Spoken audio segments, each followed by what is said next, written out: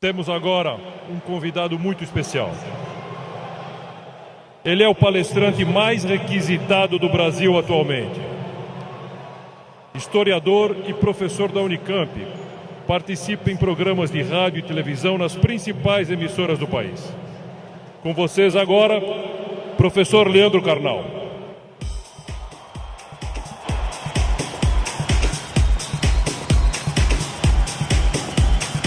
Boa tarde.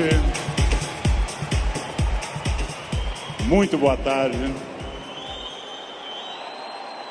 Um imenso prazer estar aqui no Rio de Janeiro.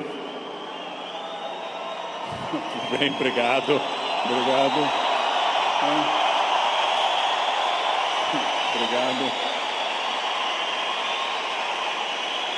Muito obrigado.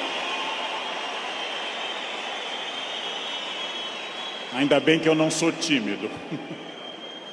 É um imenso prazer estar aqui no Rio de Janeiro, cidade que eu amo tanto.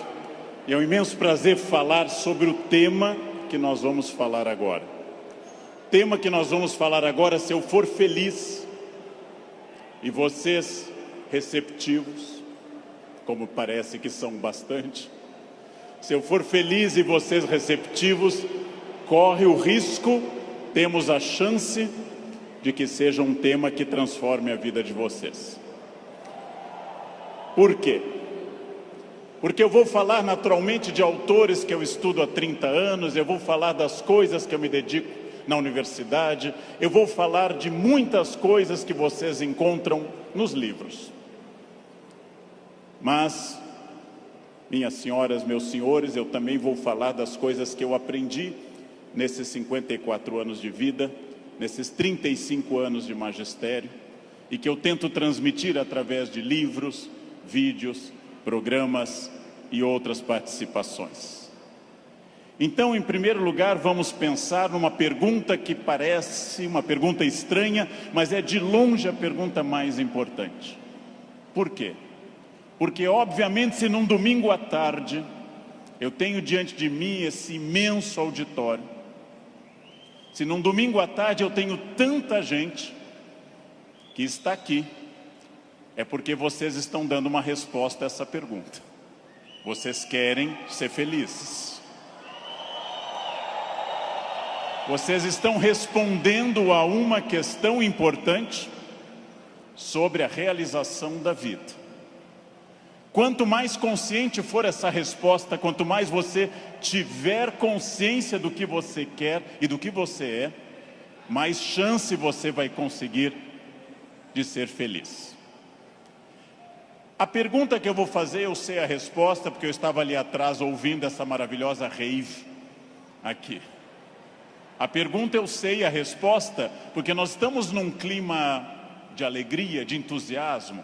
Entusiasmo é uma palavra linda, vem do grego cheio de Deus, entheos. Cheio de Deus, entusiasmo. Mas eu vou começar fazendo uma pergunta que eu sei a resposta. É típico de professor isso. Se eu pergunto aqui nesse ambiente entusiasmado, com 27 mil pessoas cheias de energia, se vocês são felizes, eu sei a resposta. Pergunta, nesse momento, quem nessa distinta plateia se considera uma pessoa feliz? Acaba de falir o laboratório do Prozac. Não haverá mais depressão no planeta Terra. Bem, é óbvio que a felicidade de vocês é notável. Se eu fosse cego e surdo, eu sentiria a vibração do auditório. Porém, agora começa a função chata do filósofo.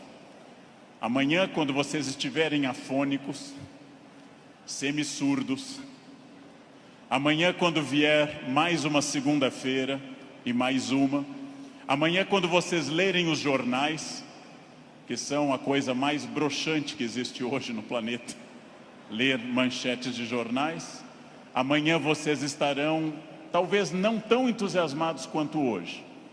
E daqui a 15 dias, talvez um pouco menos. Mas esse é um momento em que o entusiasmo é lógico. Então a minha pergunta é para médio e longo prazo, porque eu estou falando de um dos momentos mais difíceis da história do Brasil. Eu estou falando de um momento complicado. Ok. É para eu falar mais próximo do microfone. Eu já acho que eu estou berrando, mas... Num momento da história do Brasil onde existe uma dificuldade imensa. Eu não vou citar o nome dessas pessoas, porque dizem que o simples nome atrai energia negativa para o ambiente. Vamos chamá-los de Voldemort 1, Voldemort 2. Bem, muito difícil que eu consiga pensar, porque da mesma forma que nós temos um momento político difícil, nós temos um isolamento enorme neste país, e as pessoas quase todas estão fechadas sobre seus aparelhos, estão fechadas sobre aquilo que estão lendo e vendo, estão mais olhando suas telas do que outras pessoas. Há um individualismo enorme, crescente, há um individualismo que nos domina nesse momento, sem sombra de dúvida. E eu vou traduzir esse individualismo nessa piada. Um homem tenta advertir uma senhora que se encontra em rumo de colisão e grita o núcleo duro da mensagem, vaca, porque ele não tem tempo para elaborar uma frase, ele não tem tempo para dizer, cuidado, ó senhora, haverá um choque. Então ele grita apenas vaca, e ela que não olha para o rosto dele, e ela que não vê que o rosto dele é de preocupação e não de insulto, ela se vira e insinua que o casamento dele é uma sociedade aberta e não fechada. Bem,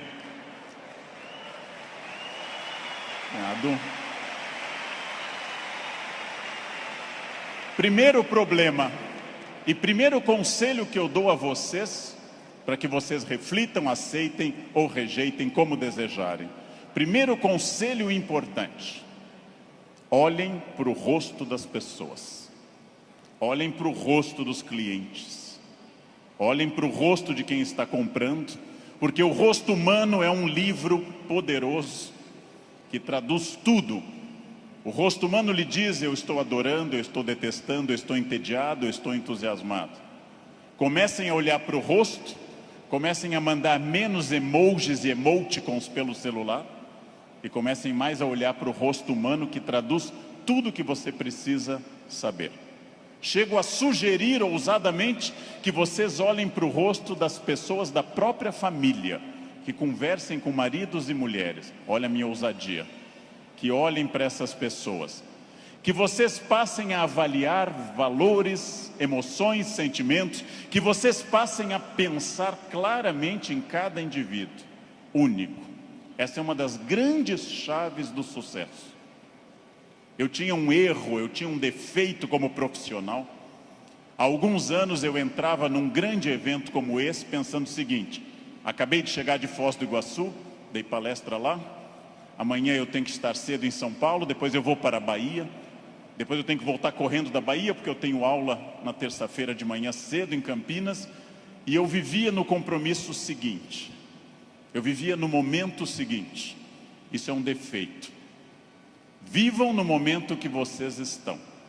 Ao entrarem para conversar com alguém, ao tentar uma venda, ao ler um livro, ao namorar, ao conversar com seu filho, ao fazer qualquer coisa importante na sua vida, entre inteiramente naquilo. Não fique pensando o que vem depois. Faça daquela experiência única e que a pessoa que está com você não entenda e não sinta, em hipótese alguma, que ela é um obstáculo ao seu horário, que ela é um obstáculo à sua realização. Entreguem-se a isso. Quais são os meus valores? De novo, parece uma pergunta estranha, mas é uma das perguntas mais importantes que nós temos. Qual é o seu valor? Qual é o seu valor principal? Qual o seu valor auxiliar? Que faz você se emocionar? O que move seu coração, o que impulsiona seu despertar? Quais as ideias que você tem mais fortes pela manhã? Em que você dorme pensando em quem? Estes são seus valores. Decidiu que seus valores são família, dinheiro, um equilíbrio entre os dois? Decidiu que seus valores são viagens, família, dinheiro, um equilíbrio entre os três? Perfeito. Definido o valor, procure este valor obsessivamente, sem cessar em nenhum momento. Há mais de 40 anos, quando eu estava estudando línguas inclusive, eu ouvi várias pessoas dizendo sempre que era muito esforço. Quando eu fiz a faculdade, evitei excesso de festas, evitei maconha, o que num curso de humanas na USP é um isolamento muito grande. Não pegava ninguém. Evitei coisas, foquei no que eu queria. Eu estou aqui para estudar. Eu estou aqui para estudar muito. Depois continuei estudando e fiz mestrado e doutorado, fui morar fora, aprendi línguas e sempre mirando no meu valor. Meu valor é ser um profissional de excelência. E não apenas excelência média, de grande excelência. Então, eu mirei desde o início, gente.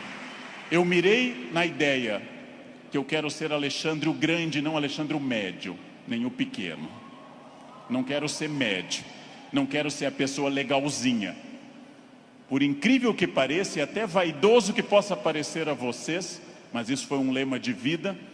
Desde muito cedo eu disse: eu quero ser, se não o melhor, um dos melhores professores do Brasil. Um valor alto, vaidoso. Só que eu aprendi que mirando alto, às vezes a gente consegue um pouco menos. Se você mirar baixo, você consegue ainda menos. Mire alto. Não tente ser o melhor vendedor do condomínio, é muito pouco. Não tente ser a melhor pessoa da rua, é muito pouco. Mirem alto. Mirem alto e busquem isso. Eu quero ser o melhor vendedor do Brasil. Simplesmente isso. Se alguém acha que não pode, ache os instrumentos para poder. E aí um outro conselho importante. Querem saber quando está dando certo? Querem saber quando o projeto de vida de vocês acertou no valor? São aqueles semi-amigos. Semi-amigo é o inimigo que lhe abraça. Chegam a você e lhe dizem: você tem sorte, não? Nossa, você tem muita sorte. Prestem atenção nessa frase que o tio Leandro vai dizer. Sorte é o nome que o vagabundo dá ao esforço que ele não faz. Então, sorte existe, sim. Eu não controlo tudo. Eu não sou Deus, eu não controlo tudo. Por vezes eu estou em Congonhas, o avião tenta aterrissar e arremete. É para testar a força do esfíncter de vocês. Eu não controlo tudo, mas aquilo que eu controlo, e é bastante, eu sou sócio majoritário da minha existência, e para isso eu preciso de equilíbrio. Equilíbrio é fácil perceber quando está faltando. Se vocês não trabalharem, perderão a família. Se vocês só trabalharem, perderão a família também. Equilíbrio é um diálogo constante. Estou cuidando do meu corpo é funcional, o corpo tem que ser funcional.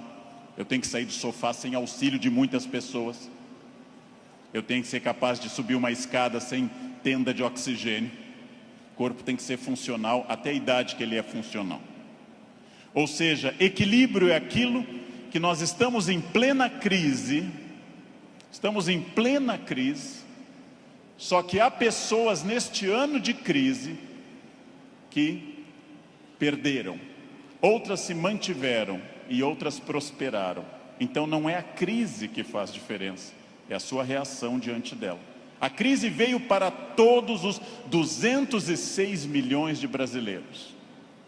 Há pessoas que afundaram, há pessoas que mantiveram o que tinham, e há pessoas que hoje estão melhores do que estavam há algum tempo.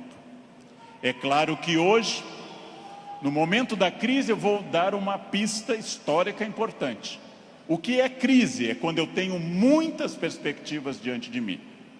Só que a crise é aquilo que separa o amador do profissional. Todo mundo sabe dirigir numa boa estrada em dia de sol. Pouquíssimas pessoas sabem dirigir numa estrada com chuva à noite esburacada. A crise separa quem é bom de quem é ruim, o amador do profissional, de quem veio ao mundo a trabalho ou a passeio. Todo mundo sabe, em situação sem estresse, ser calmo. Poucas pessoas são calmas em situação de estresse. Todo professor é ótimo se a turma for ótima. Poucos professores são bons quando a turma é resistente. Todo mundo pode vender para o cliente fácil. Pouca gente pode vender para o cliente difícil. É o cliente difícil que separa o amador do profissional. O outro não precisa. Importante. Crises passam sempre, sem exceção. Toda crise passa. E aqui já vem a pergunta: onde você quer estar quando essa crise passar? Com quem? Onde você quer estar quando essa crise passar? Eu quero fazer muitas perguntas importantes para nós. Vamos agora testar uma questão importante. Quase todo mundo no Brasil está pessimista. Há um pessimismo dominante. Ótimo. Mais fácil ainda de trabalhar. Por quê? Vamos testar a idade de vocês. Quem lembra dessa personagem, provavelmente tem curso de datilografia. Quem lembra dessa personagem fez prova com um mimeógrafo. Provavelmente teve Orkut. Quem lembra dessa personagem é uma pessoa experiente.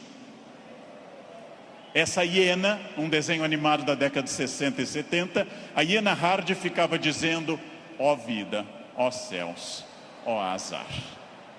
Ela era pessimista, porém tudo que a hiena dizia que podia dar errado, dava. Ela era pessimista, mas ela acertava. Por isso que eu quero dizer a vocês que o pessimismo pode ter alguns valores. Ele nos dá uma amostra dos riscos.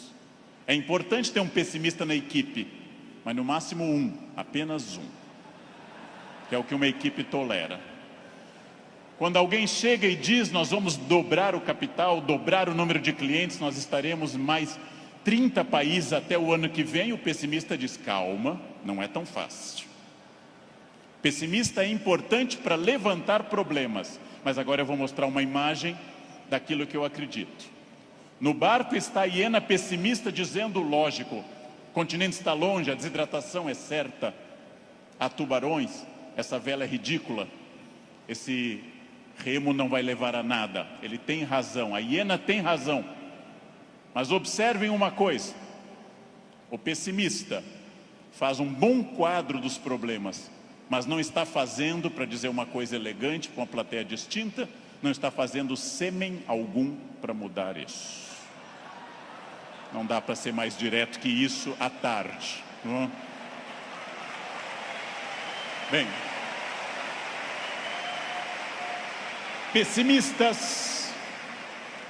pessimistas são bons para levantar os riscos. Pessimistas são péssimos para resolver os problemas. Para eu resolver um problema, para eu resolver qualquer coisa, eu preciso de um otimismo obsessivo. Se eu não for otimista, gente, eu jamais teria casado.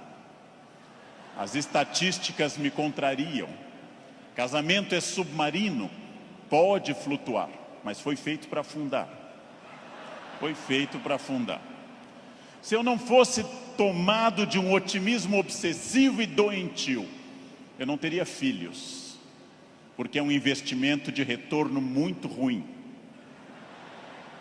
Filhos nunca amortizam o que você investe neles. Com filhos você nunca chega ao topo. Pelo contrário, você vai investir centenas de milhares de reais e vai ouvir a frase: eu te odeio. Filho não vale a pena. Casar não vale a pena. Porém, se nossos pais não tivessem tido esse otimismo obsessivo, nenhum de nós estaria aqui hoje. Então, mais uma vez, um conselho forte. Ouçam os pessimistas. Para pessimista não vale a mãe é sempre otimista com vocês. Ouçam um cunhado é bom para isso. Ouçam o cunhado. Ouçam os pessimistas. Vejam o que eles têm a dizer, agradeçam. Enquanto eles falam, tenham aquela reação bovina. Ouçam. Depois agradeçam e comecem a trabalhar com otimismo total. É só assim que se cresce. É só assim que se consegue alguma coisa. Eu não sei quem governará o Brasil no ano que vem. Pela tradição republicana, o pior possível, mas ainda não escolhemos. Eu não sei, aliás, nem quem governará o Brasil no fim deste ano. Eu tenho total incerteza, mas quero garantir a vocês que, apesar da imprevisibilidade, há uma chave na mão de vocês chamada preparo. Quem daqui ler mais livros sobre técnicas boas de venda, estudar mais psicologia de vendas, quem tiver mais método, quem for mais otimista, quem for mais metódico, não sabe o que vai enfrentar, mas estará melhor do que quem não fizer isso. Não sei onde estaremos, gente.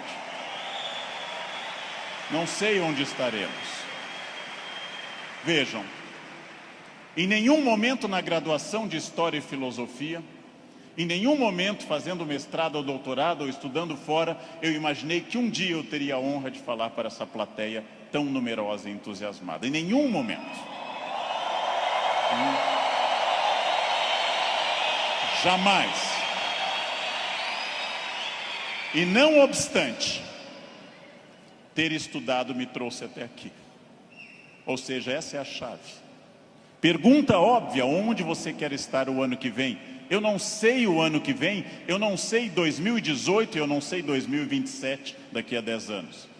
O futuro é sempre nebuloso. Gente que há 2, 3 ou 4 anos governava este país e tinha uma renda maior que todo esse auditório junto. Hoje está tendo uma hora de sol em Curitiba.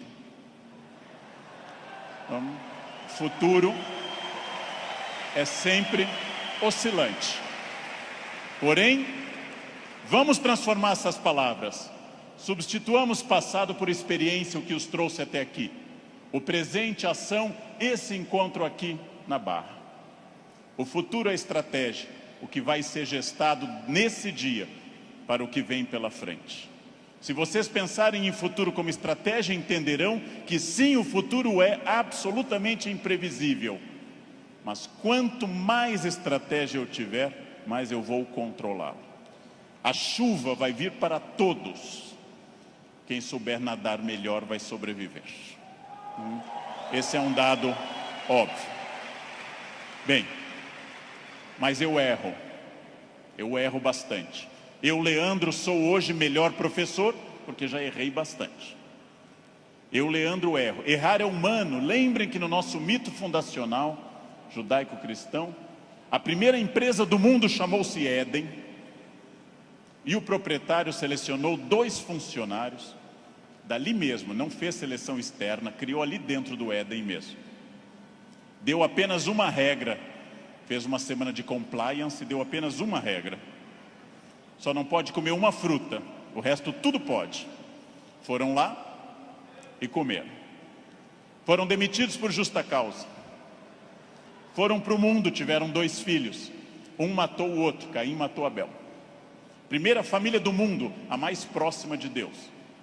2 infratores, um assassino e um cadáver. Essa é a primeira família do mundo. Uma família que tinha tudo para dar certo, gente. Não tinha sogra, não tinha nora e não tinha genro. Uma família perfeita. E deu errado. Pergunta: nós somos filhos deles. Errar é humano. Significa que todos que estão aqui, com exceção dos mentirosos, já erraram. Só os mentirosos nunca erraram, porque são mentirosos e dizem que nunca erraram. Faz uma coisa que eu treino há mais de 50 anos diariamente. Eu treino andar. Faz mais de 50 anos que eu treino diariamente e eu tropeço. Erro é um recado. Erro é um recado enviado para dizer que você pode mudar de estratégia, tem que aprender, tem que ter cuidado. Erro é fundamental. Errou, não conseguiu, não atingiu meta, falhou, ótimo. Se você aprender, você será melhor. Senão será só um chorão. Aprenda. Aprenda com o erro, gente. Aprenda com o erro. Erro lhe tira da zona de conforto. O que é a zona de conforto? É aquilo que me deixa satisfeito, feliz. Zona de conforto é aquilo que estraga o meu desafio. Ostra feliz, diz Rubem Alves, ostra feliz não desenvolve pérola. A pérola é a resposta da ostra a isso. Por que a ostra faz uma pérola? Porque um grão de areia a incomoda e ela reveste com madrepérola. Sem isso a ostra não produziria pérola. Zona de conforto é aquilo que lhe deixa repetindo. Eu caso, e caso como todo mundo com entusiasmo, querendo cuidar muito, fazendo muito afago e afeto, e vou ficando mais confortável no casamento, passo a ficar mais tempo no sofá, passo a usar moletom, passo a beijar minha esposa na testa, sinal claro de declínio erótico. Passo a chamar minha esposa de mãe, que é para não ter nada sexual mais, porque com a mãe ninguém tem nada. Perco a atenção na roupa de baixo, e ela, ao invés daquelas lingeries lindas, de seda e renda, vermelha e preta, passa a usar bege, de algodão, lavadas com sabonete no box, dia após dia. E assim os dias vão se sucedendo e finalmente chegamos ao ponto mais baixo da relação. Os dois passam a usar croque. Acabou. Acabou. Não há sexo com croque, jamais. Bem, salvo se alguém aqui está de croque, é exceção do que eu estou dizendo. Fica muito bem em você. Fica muito bem. O que acontece com a zona de conforto? Eu passo a não querer fazer mais coisas certas nem com entusiasmo. Eu passo a achar que está bom estar no aquário lotado porque é conhecido. E eu não busco um aquário mais desafiador e maior. Tudo o que te agrada te engana. Tudo o que te seduz e te deixa confortável te conduz à mediocridade. Quanto mais você tiver desafios, mais você vai responder a esses desafios. Zona de conforto é muito curiosa, porque ela significa o fim da luta. Saiam da zona de conforto. Pensem seriamente que tudo está em mudança, tudo está envelhecendo, tudo está passando, tudo aquilo que não está se expandindo está encolhendo. Tudo aquilo que não está melhorando está piorando. Isso é a realidade do mundo. Se você não mudar o seu negócio, alguém mais jovem e mais dinâmico vai mudar. Nesse momento, alguém está tendo uma ideia de vendas melhor que a sua. Isto significa que quem se dedica a ser um profissional precisa permanentemente levar em conta essa frase: mudar é difícil, me ensinaram os norte-americanos. Mudar é difícil, não mudar é fatal. Mudar é difícil, não mudar é fatal. Isso é fundamental, gente. Tem duas opções: enfrentar a mudança, enfrentar o desafio e pensar: esse ano eu consegui isso, que bom, e agora? Ah, mas eu já falo inglês. Ótimo. Qual o passo seguinte? Eu já consegui a minha casa, perfeito. Era esse o seu objetivo material? Qual é o passo seguinte nos outros objetivos? Não mudar é fatal. Protagonismo é quando eu entendo que a minha vida não mudou por causa dos astros. Não mudou porque Mercúrio estava retrógrado. Não mudou porque Saturno está sob meu signo. Mudou porque eu agi. Mudou porque eu fiz alguma coisa. Protagonismo é isso. Não é fácil tomar essa decisão. Não é fácil olhar além do horizonte e perder essa ação reativa de quem simplesmente acha está faltando isso, está faltando aquilo. Não é fácil. Não é fácil essa transformação. A visão além do horizonte pressupõe racionalidade, pressupõe previsão. E eu venho de um país que eu amo tanto, este Brasil, apaixonadamente, um país que não gosta de ser estratégico. Todos os dias eu pego avião, gente, todos os dias, como hoje de manhã, como agora à tarde. Todos os dias eu enfrento raios-x e pessoas que passam, aí tem o celular no bolso e voltam. E eu atrás dessa pessoa envelhecendo. E a pessoa passa de novo, as moedas, e volta. A botinha cafona com taxinhas, volta. Depois de 10 vezes a pessoa passa, sem nenhuma estratégia. Chega à porta do Finger, a funcionária pede o documento e começa a procurar na bolsa ou na mochila o documento. Naquele momento, o meu já está em ângulo para mostrar para o funcionário. Essa pessoa acha o documento, entra no avião, vai até a metade e aí olha o seu ticket, 2A, e começa a voltar, contrariando a piracema que está indo para o fundo do avião. Estratégia é a capacidade de se antecipar à necessidade. Estratégia é estar pensando o seguinte: está dando certo a minha estratégia nesse momento? Ótimo. Está dando certo, já é passado. O que eu vou fazer no futuro? O que eu vou fazer para transformar isso? Racionalidade estratégica. Não existe destino. Eu sou das pessoas que compartilham da ideia que não existe destino. Existem acidentes para todos. O que eu faço com esse acidente me define. Leandro, você fala bem porque você é de aquário. Eu sou de aquário. Aquário é ar. Pessoas de ar falam bastante. Gêmeos também. Você é muito ciumenta, mulher, porque você é de escorpião. Escorpião é tomado pelos ciúmes. Mas que marido exemplar? É câncer. Câncer é água. Chora até a inauguração do supermercado.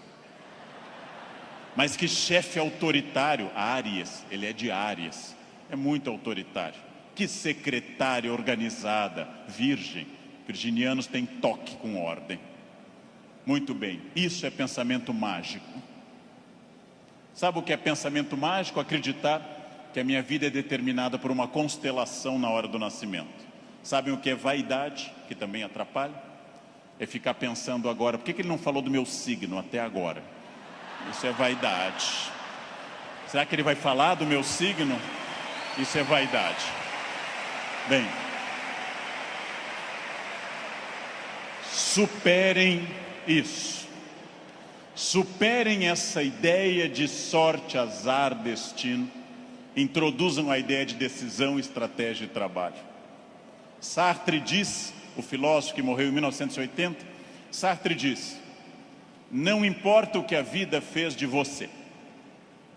Pausa. Importa o que você fez com o que a vida fez de você. Não importa o que a vida fez de você. Importa o que você fez com isso. Você conseguiu aprender inglês porque sua família era rica e te levava para esquiar em Aspen, no Colorado? Ótimo. Tem outra maneira de aprender, na biblioteca pública com CDs de graça. Aspen é bom. Aspen é legal. Mas não está impedido o acesso para outras pessoas. Não importa isso. A vida te deu 3 chances de sucesso material. Nascimento é a primeira.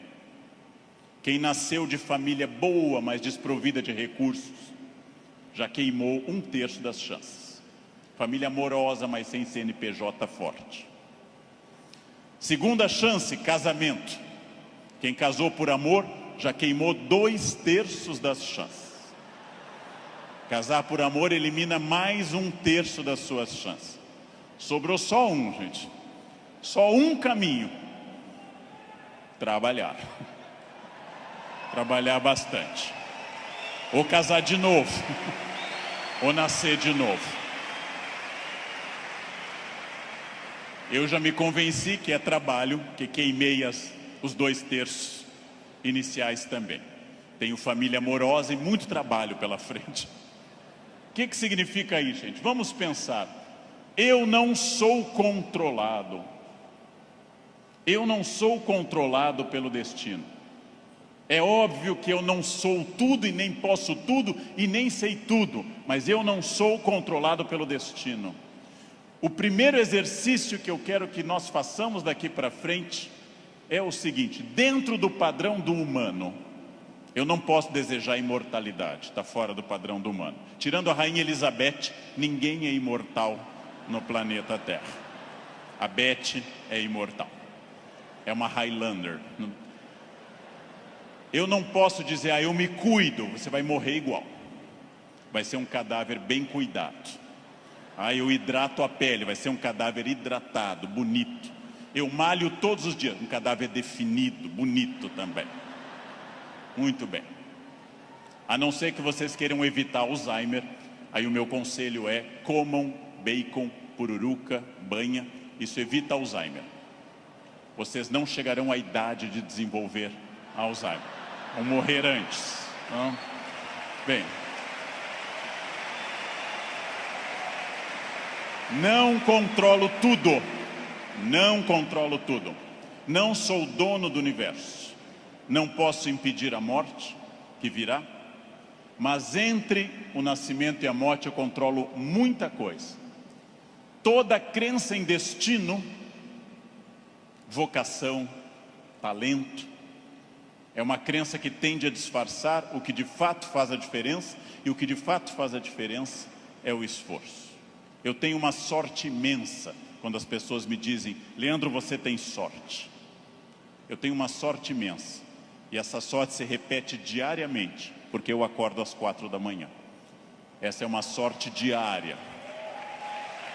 Basta eu começar a dormir o dia todo que a sorte se vai. Ninguém me controla, e eu acredito, como os filósofos gregos, que a vida pode ser mais racionalizada. Eu acredito que eu tenha condições de interferir na minha vida.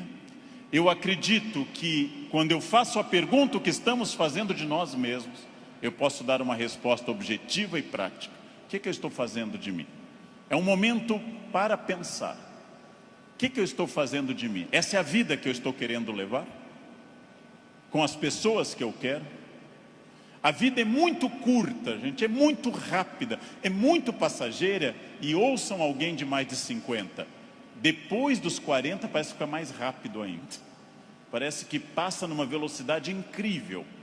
A vida é muito curta para que se perca tempo numa existência medíocre, numa existência pequena, numa existência fraca.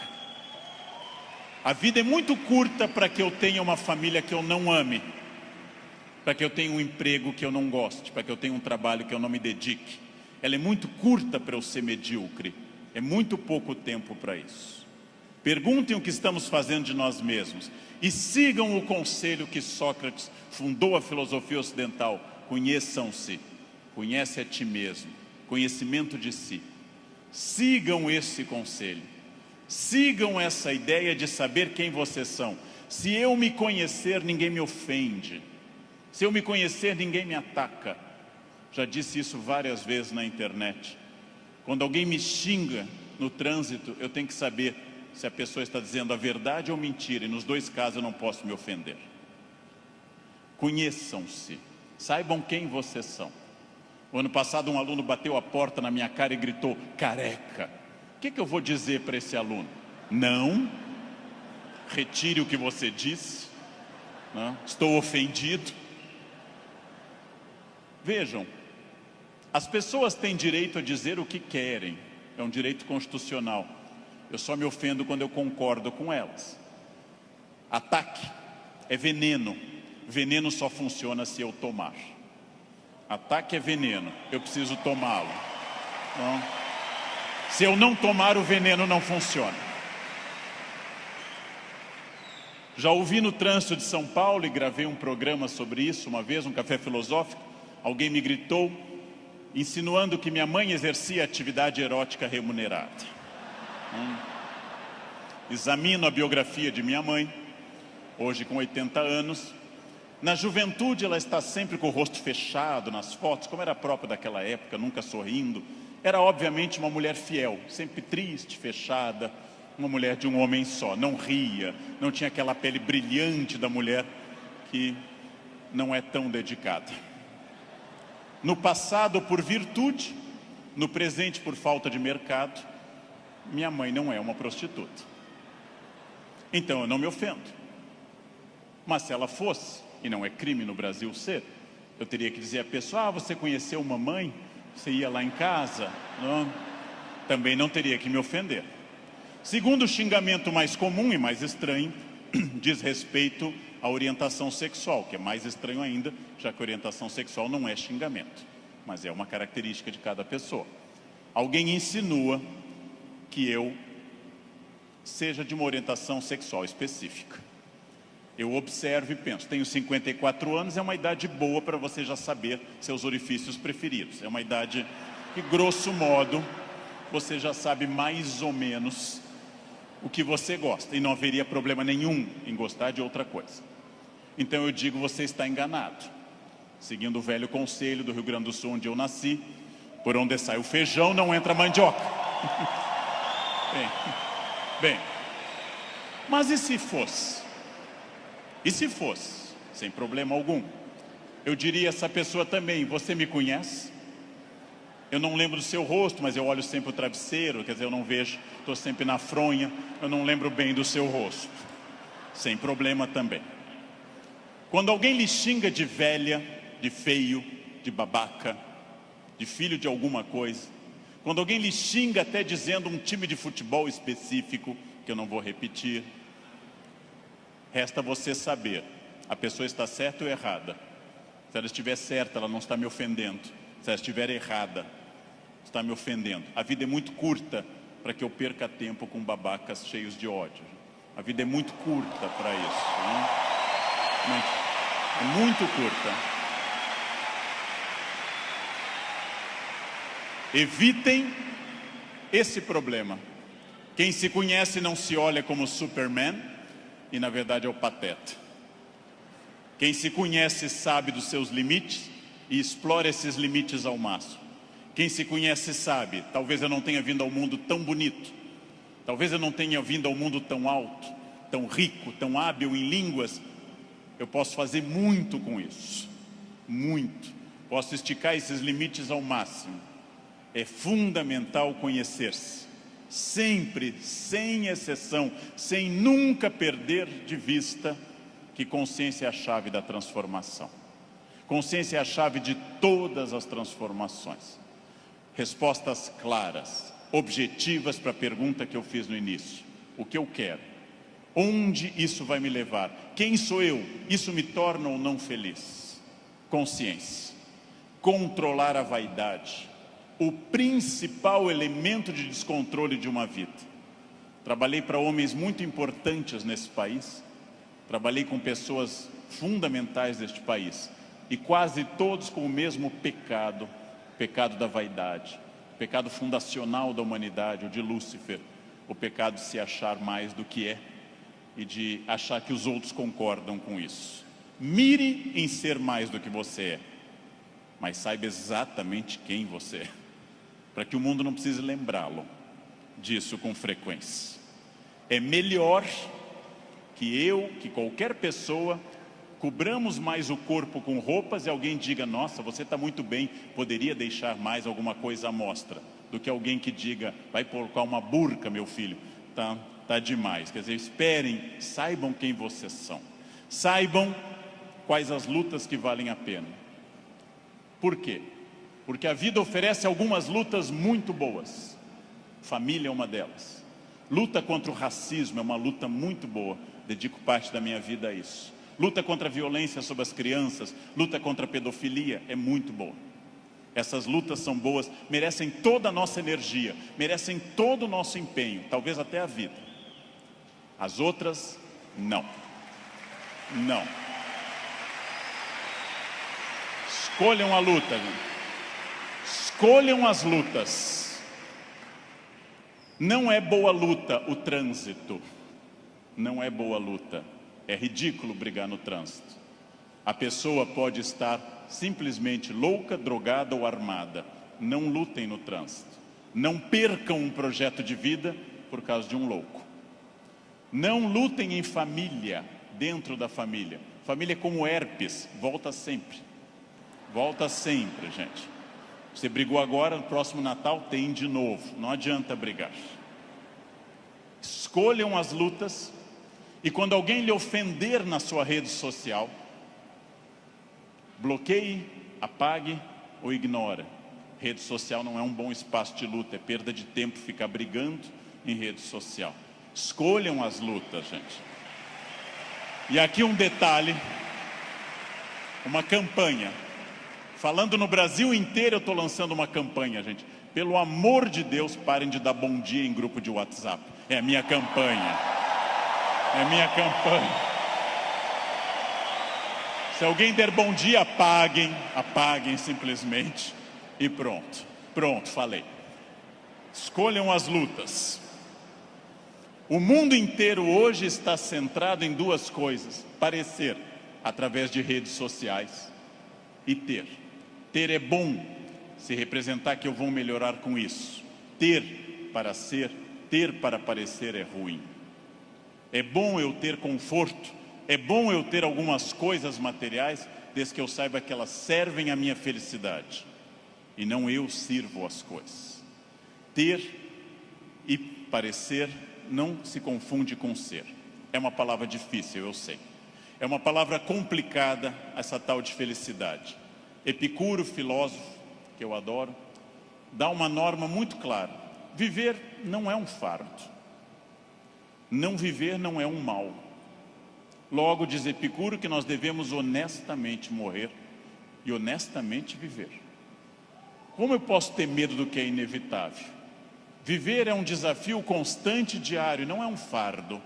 Não posso acordar como um condenado, não é um fardo, é bom. E também honestamente aceitar essas coisas. Muito importante, contido nessa imagem de uma escultora norte-americana, Bobby Carlyle, que eu adoro. Essa estátua chama Self-Made Man. Mostra com o talento da escultora, em bronze, uma figura de um homem esculpindo-se. É uma metáfora excelente para todos nós. Eu estou parcialmente pronto, mas eu não sou perfeito. Perfeito quer dizer em latim feito até o fim. Perfectum, feito até o fim. Eu não sou perfeito. Eu sou perfectível, eu estou em processo de transformação, eu sou uma pessoa crescendo a cada instante. Eu tenho partes completamente prontas, outras que precisam de melhoras e outras que precisam ser criadas. Eu não estarei pronto até o fim. O jogo termina apenas no fim, construir-se. Qual é a parte que me falta? Qual é a parte que eu preciso melhorar? Qual é a parte que eu tenho que transformar? Talvez eu seja muito bom quanto a horários, quanto a sair da cama, mas eu sou bom quanto a resiliência, ou seja, enfrentar as pequenas crises cotidianas. Eu sou bom com resiliência e com horários, mas sou muito irritadiço. Tenho que trabalhar isso no meu autoconhecimento, num processo de psicologia, tenho que trabalhar minha irritação. Eu tenho partes a serem melhoradas. Meu português não é bom? Leia, aprende, estude. Eu tenho partes a serem melhoradas. É isso que nós chamamos de construir-se, fazer-se, tornar-se melhor. Não acreditar naquela síndrome de Gabriela, cravo e canela. Eu nasci assim, eu sou sempre assim. Gabriela, não existe isso. Não existe nada que eu não possa transformar dentro do padrão do humano. Construir-se. Fazer algo novo, fazer uma ideia nova, interferir no meu corpo, na minha renda, na minha família. Freud morreu em Londres fazendo essa pergunta nos seus 2 últimos anos de vida, 1938 e 39. O que as pessoas buscam tanto a infelicidade e quando encontram, ficam admiradas como se fosse uma coisa surpreendente? Por que as pessoas mantêm uma família difícil, em ambiente difícil? Por que fazem programas ruins, estressantes? Porque ano após ano repetem o mesmo erro.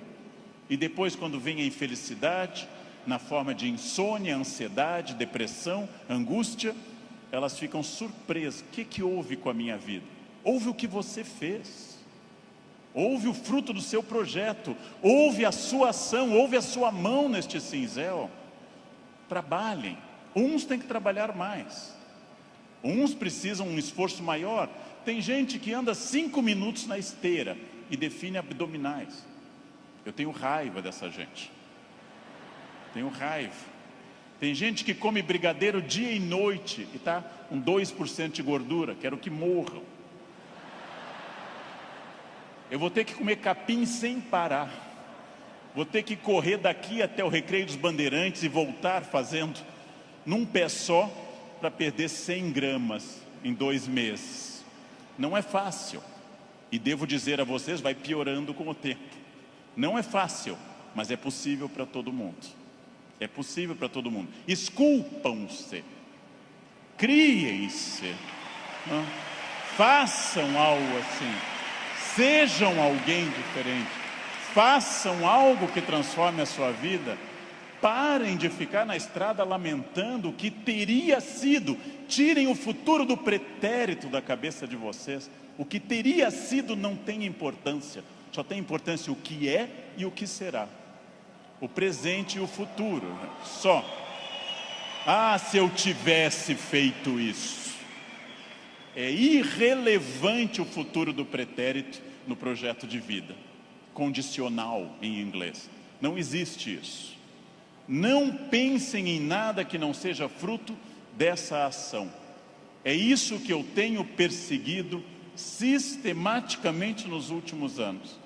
Aquilo que eu quero, as metas que eu desejo, o mundo que eu quero ver, seguindo o conselho do grande Mahatma Gandhi, líder da Índia, seja você o mundo que você deseja ver, ou seja, anuncie em você o mundo que você deseja ver.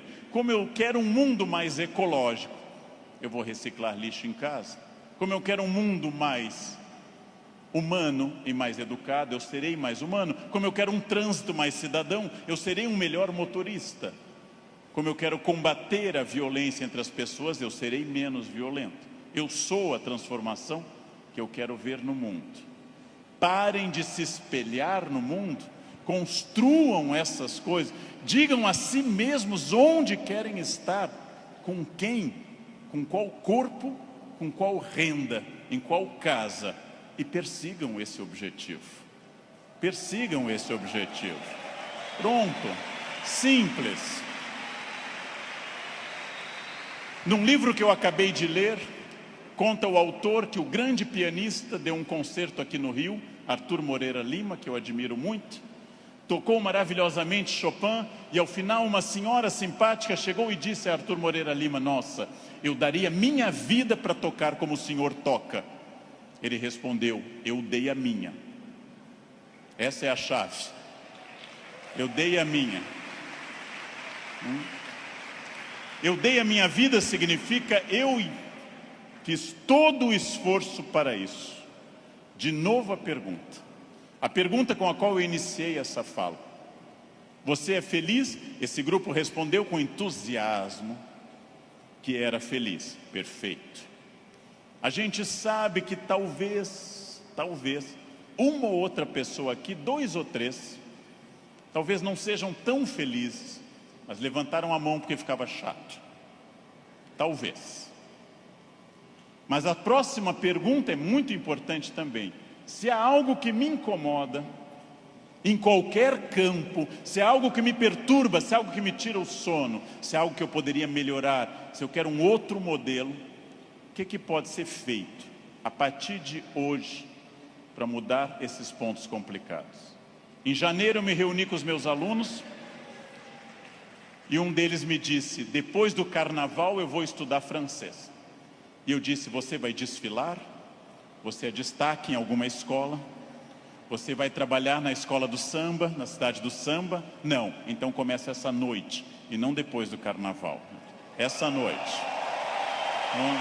Não depois do carnaval. Segunda-feira eu vou perder peso. Não. Hoje. Vão a pé para casa. Começa hoje. Eu preciso ir até São Paulo a pé essa semana.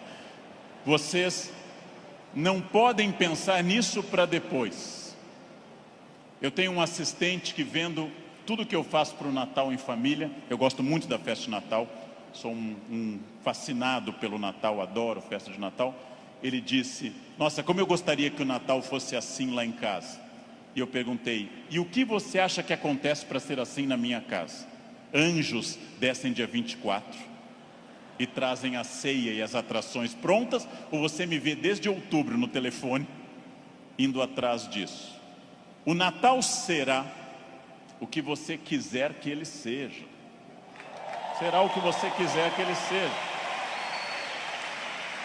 Se o seu Natal é depressivo, se o seu Natal é aquele que toca Jingle Bells e você chora, se o seu Natal é depressivo, é uma escolha sua, respeitável. Você gosta de Natal assim.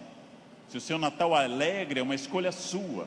Isto vale para tudo que vocês decidirem. O que pode ser feito para mudar os pontos complicados? Onde eu posso transformar quem eu quero ser daqui para frente? Eu digo isso sabendo que é fácil dizer e é complicado fazer. E o que eu ganho se eu for estratégico, consciente? O que eu ganho se eu tiver autoconhecimento? Estou recapitulando o que eu falei. E o que eu ganho se eu fizer as perguntas certas e me esforçar para atingir esse objetivo? A resposta disso é óbvia, é a vida plena. O que é uma vida plena? É a vida que eu controlo de acordo com a minha felicidade. Pessoas não plenas são aquelas que dizem que são levadas. Não dei sorte. Tentei, mas foi assim. Minha família não é uma família de sucesso. Eu tentei, mas não era o que eu queria. Não, você não tentou suficientemente. Acontece que, para conduzir a uma conclusão, tem uma coisa terrível. O fracasso é uma das coisas mais confortáveis que a espécie humana inventou. O fracasso é agradável, me tira toda a responsabilidade. Não dei certo, fui à falência, adquiri um vício, eu bebo até cair. O fracasso é super confortável, porque ele me faz parar de lutar.